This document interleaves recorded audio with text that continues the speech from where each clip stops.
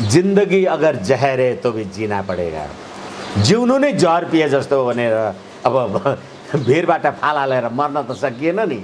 त्यसैले अहिले प्रतिनिधि सभा पुनर्स्थापनाको लागि यी भूतपूर्व प्रधान न्यायाधीश भएका मान्छेहरूलाई त्यही भएको छ। जिन्दगी अगर जहर है तो भी जीना पड़ेगा। के गर्नुहुन्छ?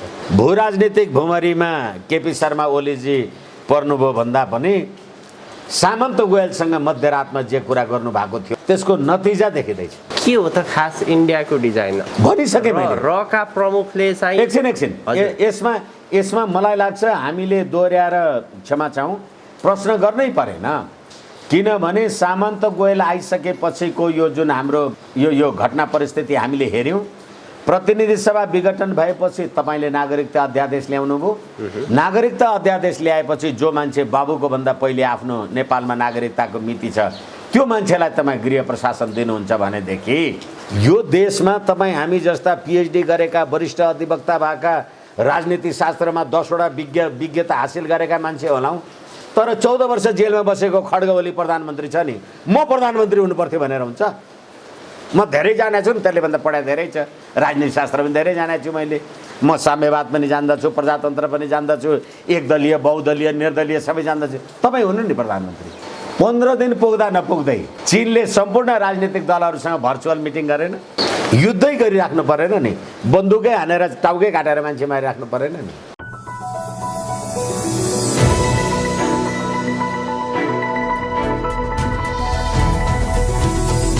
हिमाल अनलाइन टिभी संविधानको विषयमा, कानुनको विषयमा एक धारा केलाएर प्रष्ट आफ्नो धारणा राख्दै आउनुभएका सँगसँगै नेपालको राजनीतिलाई पनि प्रष्ट ढङ्गले चिरफार गर्दै आउनुभएका वरिष्ठ अधिवक्ता आजको हाम्रो कार्यक्रमको अतिथि हुनुहुन्छ। आज पनि हामी नेपालको राजनीतिमा, कानुनमा देखिएका पछिल्लो उल्लङ्घन समस्याहरूलाई चिरफार गर्ने, केलाउने प्रयत्न गर्नेछौँ।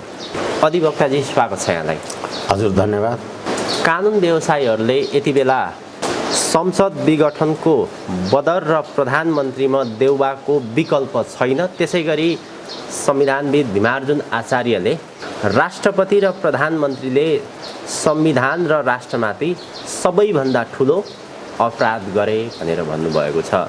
कानुनविदहरूको भनाइलाई, संविधानविदहरूको भनाइलाई तपाईँ एउटा वरिष्ठ अधिवक्ता हुनुहुन्छ, कसरी लिनुहुन्छ? यो कानुन व्यवसायी, संविधानविद हामी जे भन्छौँ, राजनीतिमै पनि संसद सदस्यको निर्वाचनको लागि 2वटा 3वटा 4वटा 5वटा दलबाट अथवा व्यक्तित्वहरू निर्वाचन त लड्नुहुन्छ। जित्न त जनताको अभिमत जसको पक्षमा आउँछ त्यसले जित्छ नि। त्यसै भने जस्तै कानुन व्यवसायीहरू पनि त्यही हो।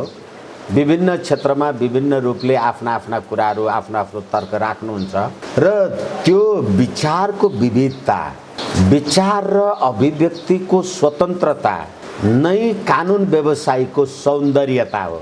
यसै कारणले गर्दाखेरि अनेकन कानुन व्यवसायीहरूले आफ्नो कुरा जे राख्नु होला त्यसमध्ये एउटा कानुन व्यवसायीले आफ्नो कुरा पनि राख्छ।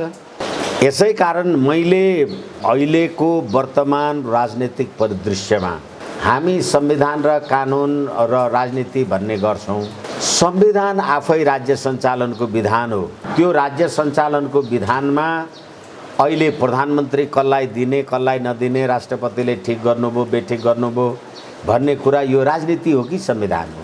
प्रधानमन्त्री बनाउने कुरा यसो हेऱ्यो भने संविधान जस्तो लाग्छ?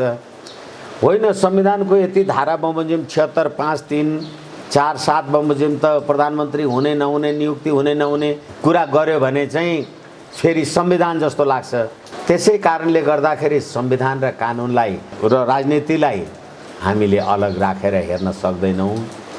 अहिलेको परिदृश्यमा ठिक छ, एक थरी कानुन व्यवसायीहरू आफ्नो कुरा भन्नुभएको होला, तर मलाई जहाँसम्म लाग्छ बहुदलीय व्यवस्थामा निर्दलीय प्रधानमन्त्री पनि हुँदैन र जुनसुकै राज्य व्यवस्थामा होस्, चाहे त्यो सर्वहाराको अधिनायकवाद साम्यवादी राज्य व्यवस्था होस्, चाहे त्यो भारत अमेरिका जस्तो प्रजातान्त्रिक व्यवस्था होस्, देशको प्रधानमन्त्री चाहिँ अदालतले नियुक्ति गर्दैन।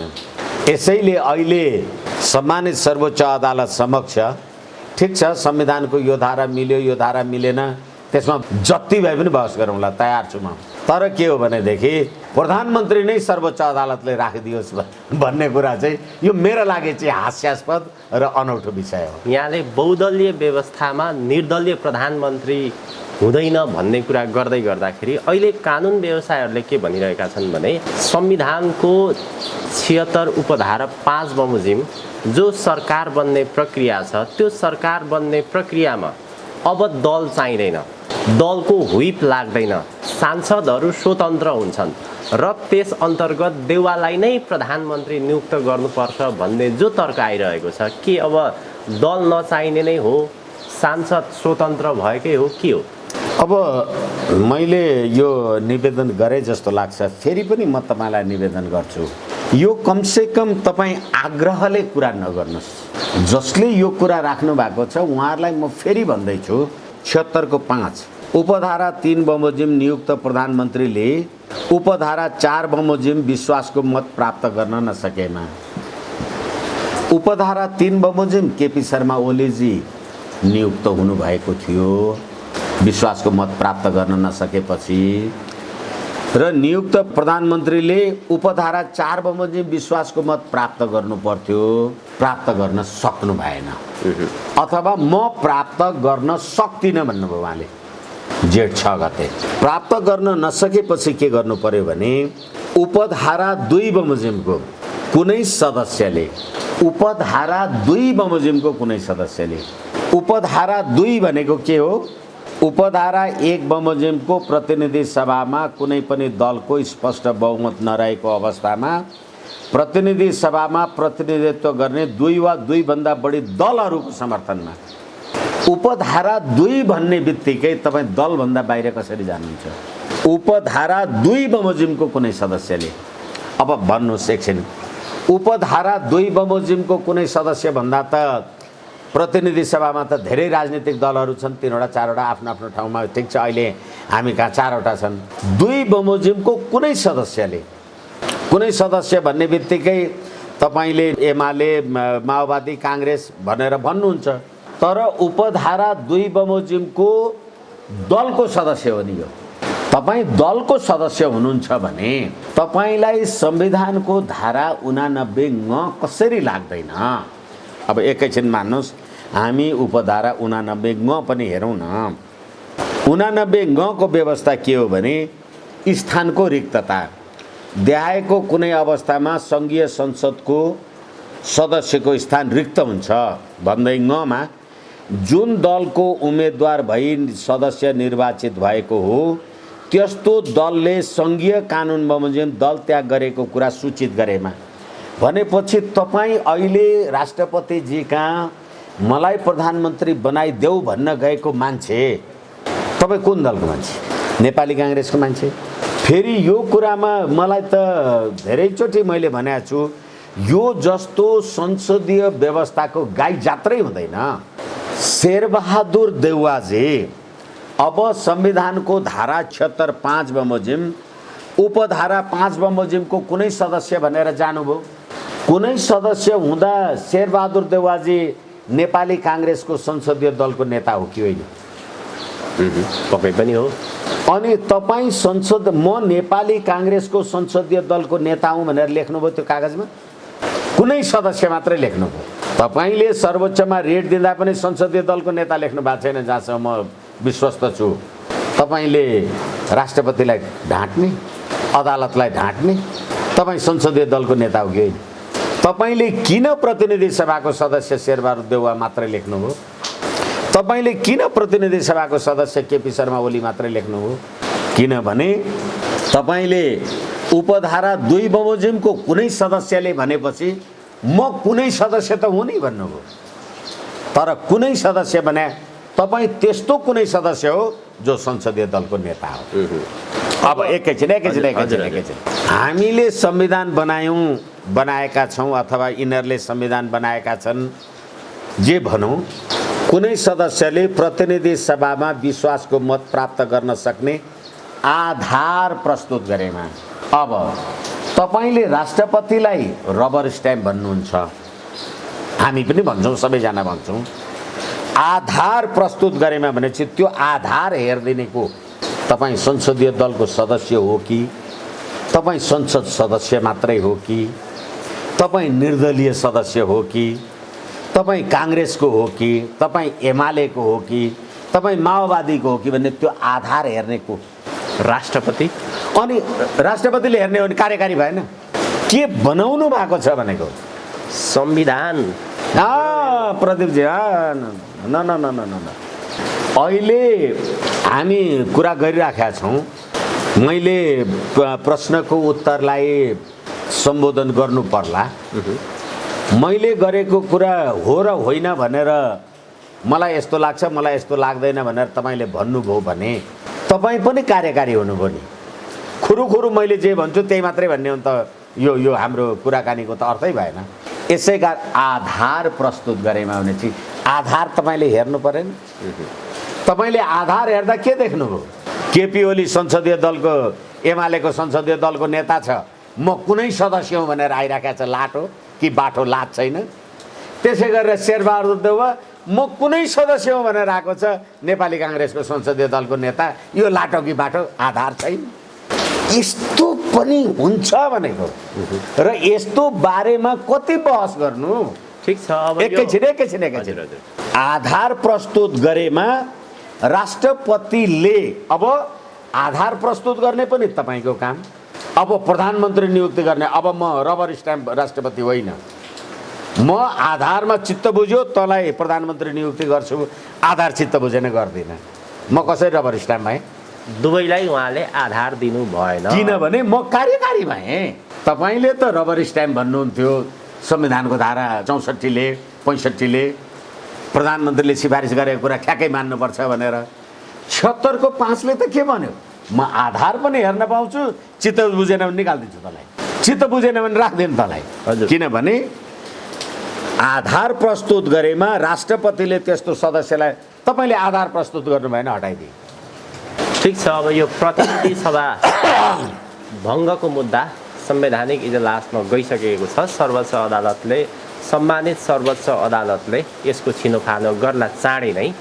विशेष गरी त 4 जना पूर्व प्रधान न्यायाधीशहरूले संयुक्त विज्ञप्ति जारी गर्दै संविधान नै समाप्त हुने खतरा बढ्यो भनेर उहाँहरूले विज्ञप्ति जारी गर्नुभयो संयुक्त रूपमा। यसको अर्थ सङ्केत के हो? खास गरी यसको अर्थ र सङ्केत प्रष्ट रूपमा तपाईँले अदालतलाई प्रभावमा पार्न खोज्नुभयो। संविधान समाप्त भयो भनेर तपाईँ भूतपूर्व प्रधान न्यायाधीश होइन, तपाईँ अहिले पनि भूतपूर्व प्रधान न्यायाधीशको हैसियतले राज्य कोषबाट सुविधा जे पाउने हो त्यो कुरा अहिलेसम्म खाइराख्नु भएको छैन। सरकारी सुरक्षा निकायको मान्छेहरू प्रयोग गर्नु भएको छैन। अब तपाईँले सम्मानित सर्वोच्च अदालतमा विचाराधीन रहेको कुरामा तपाईँ सर्वोच्च अदालतको भूतपूर्व प्रधान न्यायाधीश भएको हैसियतले तपाईँले यो टिप्पणी गर्ने तपाईँ के अख्तियारी छ? अब यसमा गएको बेलामा पनि मैले भनेको थिएँ, एउटा नागरिकको हैसियतले त टिप्पणी गर्न पाइन्छ भने जस्तो अहिले शेरबहादुर देउवा र केपी ओली चाहिँ राष्ट्रपति कहाँ गएर कुनै सदस्य बन्ने, अनि तपाईँहरू चाहिँ म भूतपूर्व प्रधान न्यायाधीश भनेर विज्ञप्ति जारी गर्ने। तपाईँहरूले त्यो अदालतलाई, देश जनतालाई प्रभाव गर्न खोज्या होइन, प्रभावित पार्न खोज्या होइन। सर्वोच्च अदालतले गरिहाल्छ नि। यो संविधान समाप्त पार्न खोज्यो भन्ने तपाईँ प्रधान न्यायाधीश, अनि त्यही संविधानको व्याख्या गर्ने अधिकार वर्तमान सर्वोच्च अदालतका प्रधान न्यायाधीश लगायत मान्य न्यायाधीशहरूलाई छ। तपाईँ संविधान समाप्त पार्यो भन्ने को? तपाईँ हो संविधानको व्याख्याता होइन। तपाईँ हिजो हुनुहुन्थ्यो होला, आज होइन। त्यसकारणले वर्तमान संवैधानिक इजलासलाई संविधानको व्याख्या गर्न दिनुहोस्। यो चाहिँदो नचाहिँदो टिप्पणी नगर्नुहोस्। संविधानको धारा 105 सर्वोच्चमा गइसकेको त अब सर्वोच्चले फैसला गर्ने भयो। तपाईँ जुनसुकै महान हुनुहोला, यो देशमा तपाईँ हामी जस्ता पिएचडी गरेका वरिष्ठ अधिवक्ता भएका, राजनीति शास्त्रमा 10 वटा विज्ञता हासिल गरेका मान्छे होलाौँ, तर 14 वर्ष जेलमा बसेको खड्ग ओली प्रधानमन्त्री छ नि, म प्रधानमन्त्री हुनुपर्थ्यो भनेर हुन्छ? म धेरै जानेको छु नि, त्यसले भन्दा पढाइ धेरै छ, राजनीति शास्त्र पनि धेरै जानेको छु मैले। म साम्यवाद पनि जान्दछु, प्रजातन्त्र पनि जान्दछु, एकदलीय, बहुदलीय, निर्दलीय सबै जान्दछु। तपाईँ हुनु नि प्रधानमन्त्री। यसकारणले गर्दाखेरि यो भूतपूर्वको बहाना दिएर अदालतलाई र राज्य व्यवस्थालाई प्रभावित गर्ने काम नगर्नु। सभामुख अग्नि सापकोटाले त अब विज्ञहरूसँग छलफल पनि गर्नुभयो, विज्ञहरूको भनाइ पनि यहाँले सुन्नुभयो। त्यस्तै परिस्थिति आए त प्रतिनिधि सभा बैठक बोलाउँछु पनि भन्दै हुनुहुन्छ उहाँ। निश्चित रूपमा लज्जाको सीमा हुन्छ। धेरै कानुन विज्ञ मान्छेहरू जानुभयो होला। तपाईँ प्रधानमन्त्रीले प्रतिनिधि सभा विघटन गर्यो भनेर सर्वोच्च अदालतमा मुद्दा हाल्नु भएको छ शेरबहादुर देउवाजी। केपी शर्मा ओलीजीको तर्फबाट पनि अथवा अर्को कसैले पनि प्रधानमन्त्रीले गरेको विघटन ठिक भएको छ भन्नुभएको छ। तपाईँ सभामुखजी, तपाईँ विपक्षी हुनुहुन्छ, तपाईँ सर्वोच्च अदालतलाई जवाब दिनुपर्छ। अनि तपाईँले बोलाएका कानुन व्यवसायीहरू, तपाईँले त्यो मुद्दामा वकिल नियुक्ति गर्नुभएको छ, प्रतिनिधि सभा विघटन भयो, प्रधानमन्त्रीले असंवैधानिक गर्यो भनेर। अनि तपाईँ संवैधानिकता खोज्न सर्वोच्च अदालतमा जाने, तपाईँलाई लज्जा बोध हुँदैन म प्रतिनिधि सभा राख्छु भनेर? किन गएको त्यहाँ? जवाफ नदिनुहोस् न सर्वोच्चमा। सडकमा नारा जुलुस लगाउनुहोस्।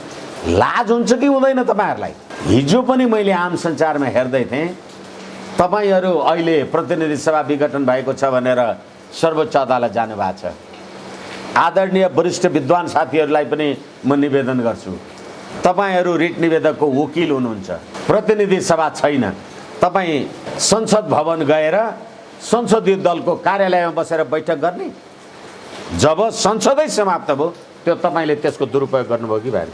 तपाईँ संसद सदस्य हो भने प्रतिनिधि सभा कसरी विघटन भयो, होइन भने किन जानुभयो? जे मन लाग्यो त्यही गर्ने। अनि चाहियो तपाईँलाई विधिको शासन। तपाईँहरूसँग हुल छ होइन?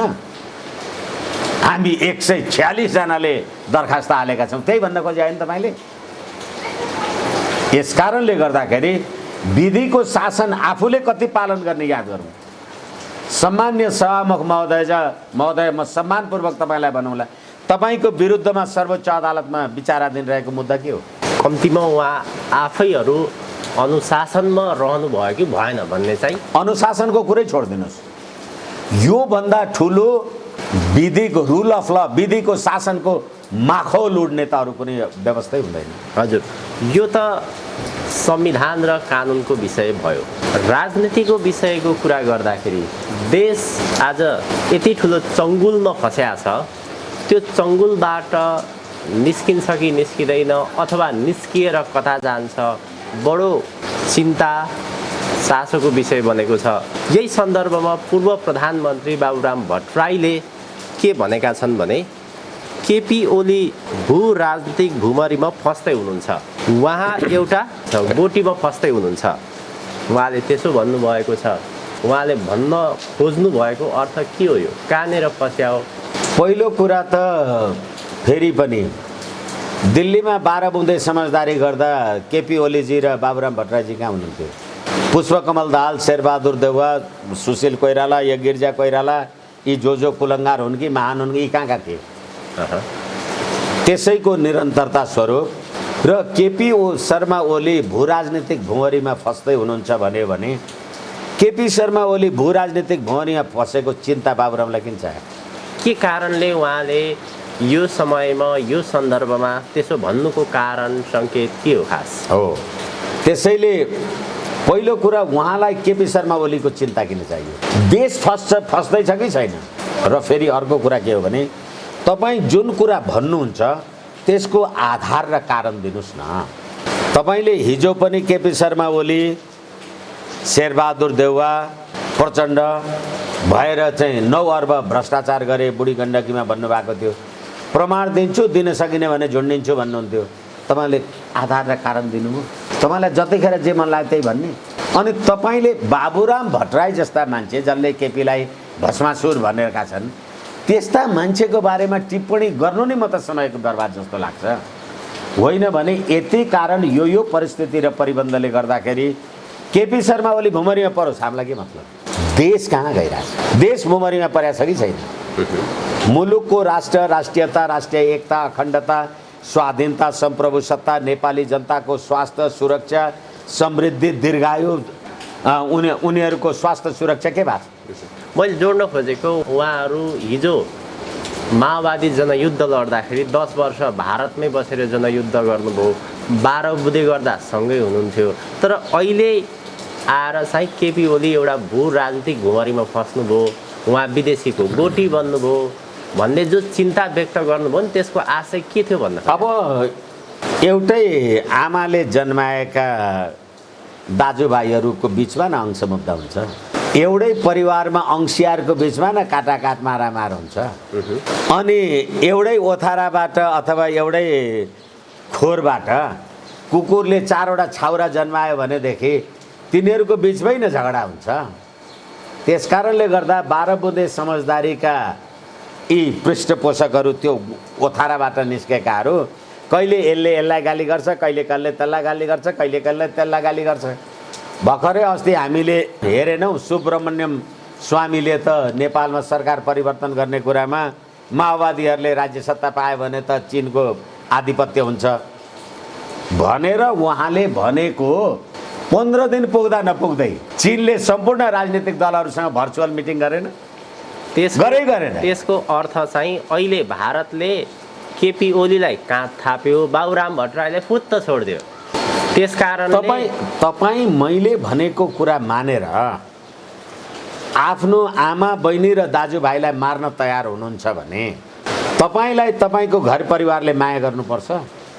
र जसले मैले भनेको मानेर आफ्नो परिवारमा विद्रोह गर्न तयार हुन्छ, भोलि त्यसले अर्काले भनेको मानेर मेरो परिवारमा पनि त विद्रोह गर्छ नि। त्यो कुरा त मैले बुझ्छु नि। यसै कारणले गर्दा मैले धेरैचोटि भन्ने गरेको छु, तपाईँले घरमा एउटा कुकुर पाल्नु भएको छ र मलाई लिएर जानुभयो भने त्यो कुकुर तपाईँलाई देखेर चाहिँ पुच्छर हल्लाएर आउँछ, मलाई देख्दा चाहिँ टोक्न खोज्छ भने त्यो कुकुरलाई तपाईँले कुन स्कुल पढाउनु भएको छ? कसरी जान्दछ त्यसले? त्यसकारण त्यस्तै गरेर बाबुराम भट्टराईजीहरू यो देखेर भन्दै हुनुहुन्छ कि बोल्दै हुनुहुन्छ कि होइन भने केपी शर्मा ओलीको भू राजनीतिक भुमरीको लागि बाबुरामजीले किन चिन्ता गर्नुपर्ने? केपीजी आफै चिन्ता गरिहाल्नुहुन्छ नि, म भू राजनीतिक भुमरीमा परेँ भनेर। यसै कारणले गर्दाखेरि फेरि पनि मैले भन्दैछु, यी पात्र, प्रवृत्ति र यो प्रणाली नै नेपाली जनताको लागि अभिशाप हो। फेरि पनि अहिले बाबुराम भट्टराईजीको कुरालाई लिने हो भने फेरि पनि अभिशाप हो। अब अहिले प्रतिनिधि सभाको मुद्दा सर्वोच्चमा विचाराधीन छ, आजबाट चाहिँ संवैधानिक बेन्चमा पनि गएको छ। यता ओली सरकारमा सहभागी हुनको लागि राजेन्द्र महतोलाई गृहमन्त्री दिने र जसपाका महन्त राजेन्द्र पक्षधरलाई 7 मन्त्रालय दिने भन्ने खालको समाचार पनि प्रकाशित भएको छ। यो चाहिँ के हो? यसको सङ्केत यो अहिले राजेन्द्र महतोको विषयमा विभिन्न खालका प्रश्नहरू उठेका छन्। नागरिकताकै विषयमा राजेन्द्र महतोलाई नै गृहमन्त्री किन दिन खोजिएको हो? अब फेरि पनि कुरा सुरुमै जानुपर्छ। यो पात्र, प्रवृत्ति र प्रणालीले यो मुलुक चल्दैन। अहिले तपाईँ अङ्गीकृत र जन्मसिद्ध र वंशजको नागरिकता अहिले दिनुहुन्छ।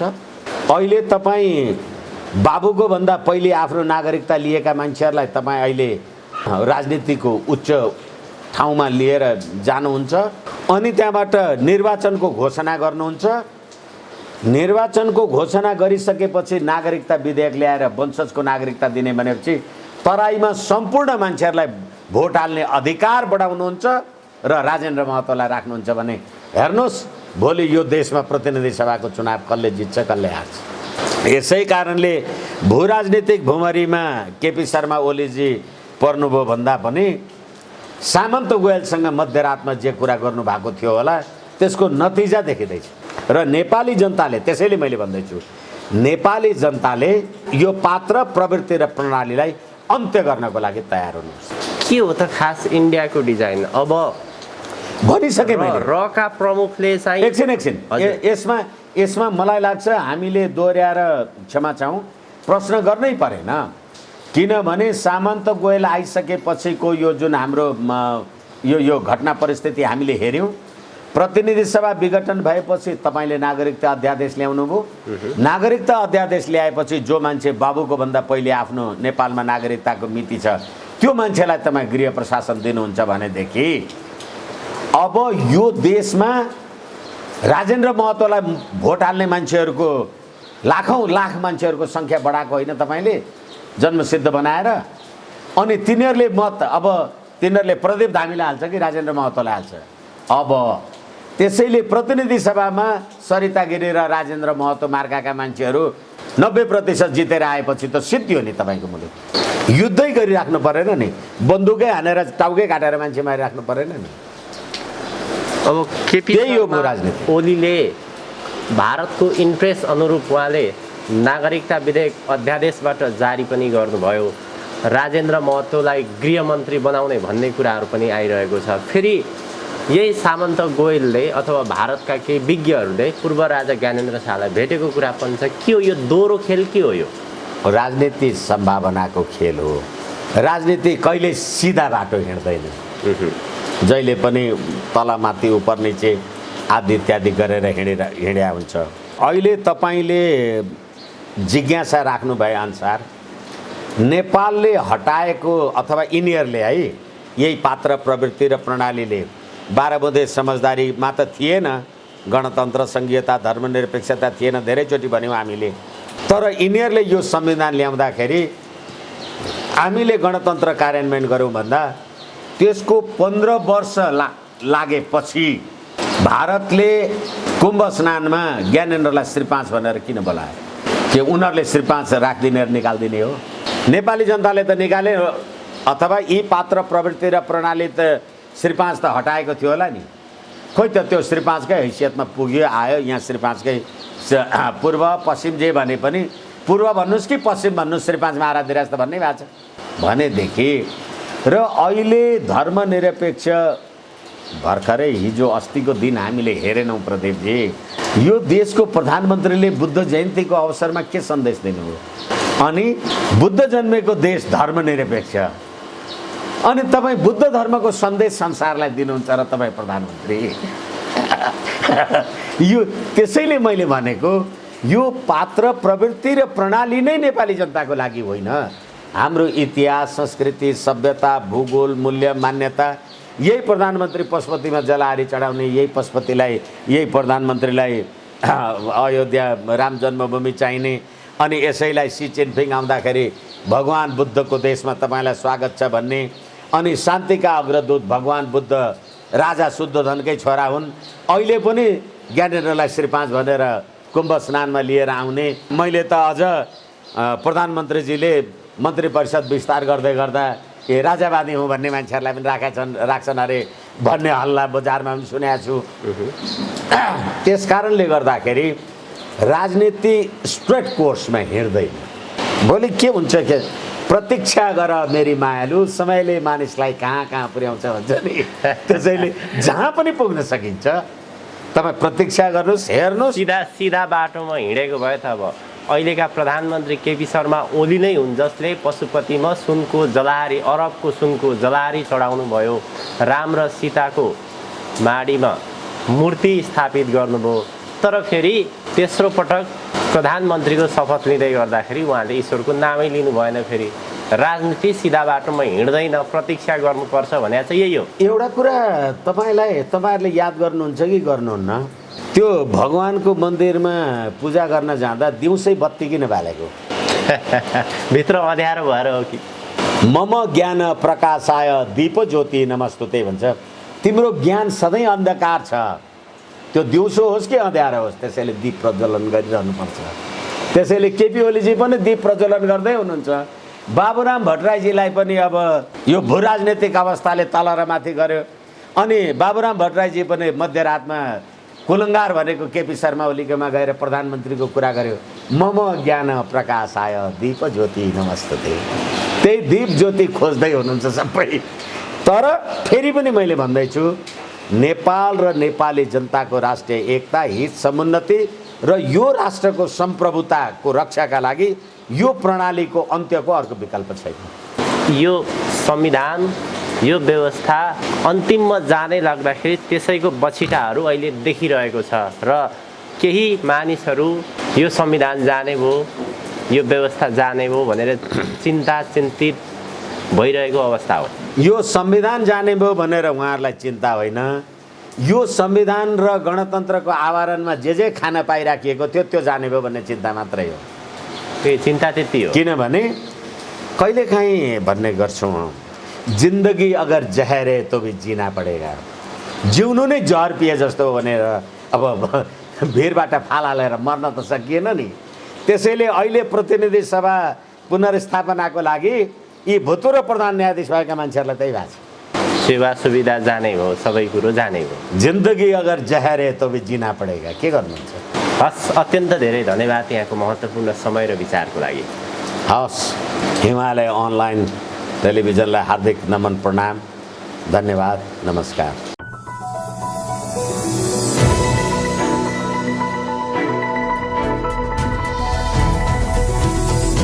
हिमाल अनलाइन टिभी।